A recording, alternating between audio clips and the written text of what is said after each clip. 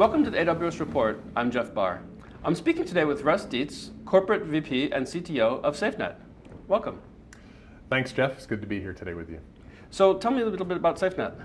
Sure. SafeNet is in the data protection business, primarily dealing with regulated and governed data for customers, helping them manage and control that information using encryption as the core technology. We use that as a technique to prove for the customer that they have the controls that they need, no matter where their data, their information is. And over the last 3 to 4 years, we've been spending a significant amount of time helping our customers move into a cloud infrastructure, specifically infrastructure as a service. Okay, so tell me in a bit more detail how this really relates to AWS, how it fits in. Yeah, absolutely. We went to AWS as a kind of a lead partner because of all the things AWS has done in bringing infrastructure as a service into the IT community and making it part of their everyday business. And we saw this as a huge opportunity to help customers take services that they currently are running in their in-house infrastructure and giving them the ability to scale that in an EC2 environment. And also using EBS for storage in that EC2 environment. All right, so let's kind of start from the basics. How do you, at the very, very tangible level, how do you integrate into EC2? Yeah, it's pretty straightforward. We take an existing AMI that is for a specific operating system that the customer is going to be using.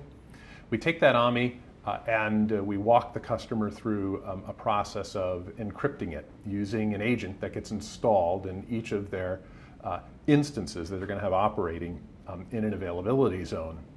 And by encrypting it, we take out all of the administrative elements that exist when that information is stored in EBS, all the way up into that guest operating system that sits above the EC2 infrastructure. All right, so what kind of customers and industries would find this helpful to them?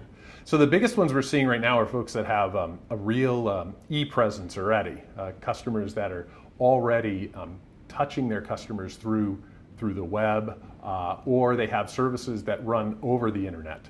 We have customers that are delivering different kinds of content, media, and other elements to their customers.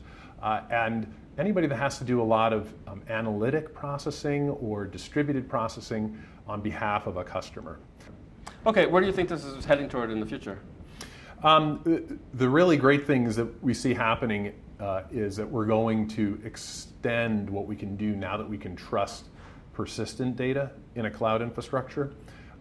We're going to start to see more information security services come into cloud that we really couldn't put into cloud before.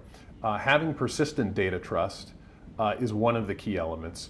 And then having the ability to work with key material in that same infrastructure is another. As those two things come together, every security appliance or information security solution that we know today will be able to operate in the cloud just as well as it does with the same protection and certifications in your own data center today. Okay, well, it sounds really good. I really appreciate you taking the time to come by and speak with us today. Thanks for having us, Jeff. Appreciate it. It's been my pleasure.